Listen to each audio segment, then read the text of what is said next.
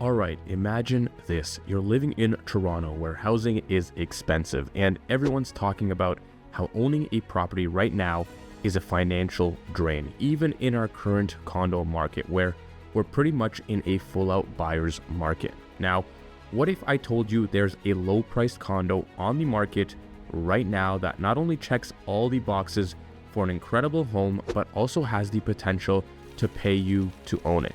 Stay tuned because I'm about to show you exactly how that works. What's up everyone? My name is fNK&x. I'm a Toronto-based realtor specializing in helping people find creative ways to build wealth through real estate, whether it's purchasing your dream home, investing in a rental property, or diving into the world of Airbnb. I've got you covered. If you've been on my channel before, you know I've done a lot of work with past clients with short-term rental investments. And if you've been thinking about owning a property that makes money while you sleep, you're gonna love what I have to share today. And if anything I share today does spark your interest, please don't wait. Reach out to me using any of my contact information in the description below, and I'd be more than happy to help. Now let's get right into it. The condo I'm talking about is 101 Peter Street, Unit 3001. It's a 1-bedroom, 1-bathroom unit that was just listed at $585,000, which is actually on the lower end for downtown Toronto condos in this neighborhood, even in today's buyer's market. Now, at first glance, you might be thinking this just sounds like another typical downtown condo, just another realtor promoting one of their listings. But here's the thing, this isn't my listing, and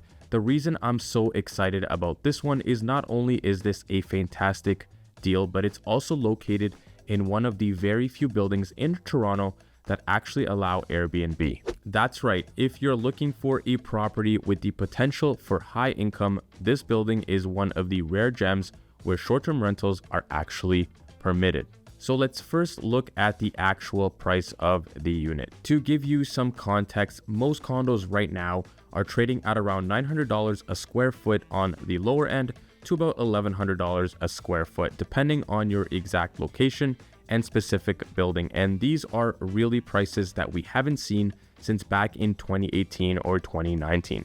I personally own a condo that I purchased back in 2018, and the average prices in my building right now are pretty much right where they were when I first purchased the unit 6 years ago. But even compared to today's numbers, this unit at 101 Peter Street is priced below market value. There have been 2 comparable units with identical floor plans to sell this year, and one sold for $615,000 and the other sold for $612,000. And at the peak of the market back in 2022, these exact units were selling for low $700,000s. But what makes this property so special isn't just the price, it's the income potential. Like I mentioned, this condo unit is located in one of the very few buildings in Toronto that allows short-term rentals like Airbnb. That means you can rent it out for up to 180 nights per year while following all of the city's rules, and the numbers will work in your favor. So the first thing I want to do before I talk about anything else is actually go through the numbers. But before we do that, let's take a quick tour of the unit.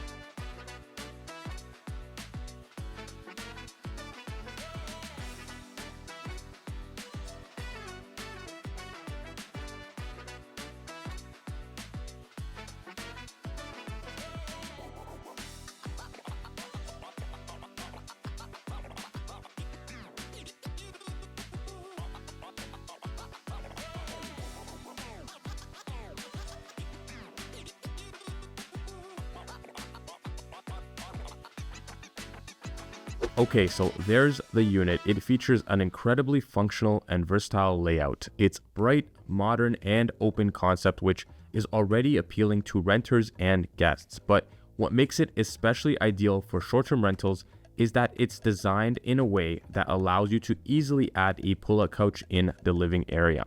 With this simple addition, you can comfortably accommodate up to 4 people instead of 2. That's a big deal for short-term rentals because it allows you to charge higher nightly rates while appealing to families or groups traveling together.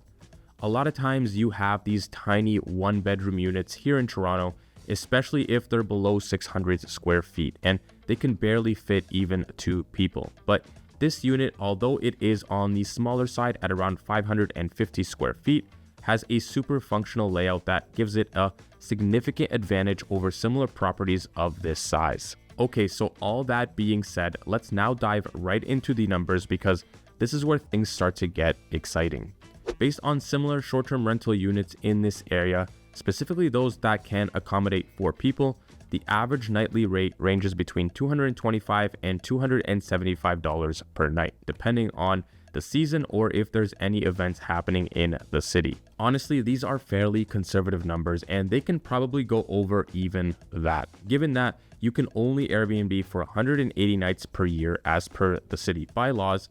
You're looking at a gross revenue of approximately $40,000 to $50,000, which averages out to about $3,400 to $4,100 per month. Now let's compare that revenue to the costs, and I want to break this down into 2 scenarios. One where you have your traditional 20% down payment with an 80% loan or mortgage, and then the other where you put down less than 20%, let's say 10% down. So for scenario number 1, with a purchase price of $585,000, a 20% down payment would be $117,000. Your land transfer tax on this unit would be $16,350 or $7,875 if you're a first-time homebuyer. Let's assume you are for our calculations. Then you have other closing costs, your biggest being your lawyer fees at around $1,500. So your total cost or money needed upfront to purchase this unit would be around $126,000. At today's mortgage rates of around 4.2%, your monthly payment, including both principal and interest, would be about $2,300. Added maintenance fees of $420 per month, property taxes of around $200 per month, and then all other small monthly expenses of like internet, insurance, and hydro, and your total monthly costs come to approximately $3,100 or $37,000 for the year. If you put 10% down, that would be $58,500. Land transfer tax, the same at $7,875 as a first-time home buyer. And then your other closing costs would all stay the same as well. So your total upfront to purchase this unit would be around $68,000. Your monthly mortgage payments would go up to about $2,600, and you'd have to pay CMHC insurance on top of that since you're putting down less than 20%. So let's say the total mortgage monthly payments, including the insurance, would be around $2,800 per month. Adding in the same maintenance fees, property taxes, and expenses, and your total monthly costs would come to about $3,600 or $43,000 for the year. Now let's take the revenue and put it up against the costs to see what our monthly cash flow looks like in both scenarios. For scenario number 1, at the lower end of $225 per night, you make $40,500 for 180 nights per year, and your net monthly cash flow is $140 or $1,600 per year. On the higher end, at $275 per night, you make about $50,000 for the year, and your net monthly cash flow is about $867 or about $10,500 for the year. Let's do the same thing for scenario number 2, where you're only putting down 10%. On the lower end, your net cash flow is actually negative $345 per month or $4,150 for the year. And on the higher end, you make $381 per month or $4,500 for the year. For comparison, let's quickly talk about long-term rentals. If you were to rent this unit out on a yearly lease Instead, you'd likely bring in around $2,300 per month or $27,000 for the year. That's not even enough to cover your mortgage payments, let alone all your other carrying costs, and you'd be out of pocket by around $1,000 per month. So from a financial perspective, short-term rentals do make far more sense in this case. Now, obviously, you do have the one-time upfront cost of furniture if you do decide to Airbnb, and for a unit like this one, that would probably be around $6,000 or $7,000. So the longer you do this, the more worthwhile it becomes, and you'd also be investing some of your time as well. So those are all things that you need to consider. And remember, this isn't just about cash flow. You're also building equity over time and benefiting from any future appreciation in value, which in a prime downtown location like this, I would say it's almost guaranteed. The truth is, even if you're not interested in Airbnb, this is a smart investment purely from a price and location standpoint. Downtown Toronto real estate has consistently proven to be one of the most reliable long-term investments. With this unit priced quite a bit below market comparables, you're starting off ahead of the game, and honestly, you can't really go wrong with this location. It's pretty much unbeatable. You're in the heart of downtown Toronto, just steps away from some of the city's best restaurants, entertainment, and transit. Whether you're buying this for yourself or as an investment, the location alone guarantees strong demand, whether from renters, Airbnb guests, or future buyers. Now, if you're still with me and you're sitting there wondering, is this something I could do? The answer is yes, and I'd love to help you make it happen. If you're interested in this condo or any other investment opportunities, or have any questions about anything I've spoken about today, you can reach out to me using any of my contact information below. Whether you're brand new to real estate investing or you're looking to expand your portfolio, I'm here to help you every step of the way. So what do you think? Does owning a condo that pays you sound like a dream come true? Drop a comment below and let me know what your thoughts are.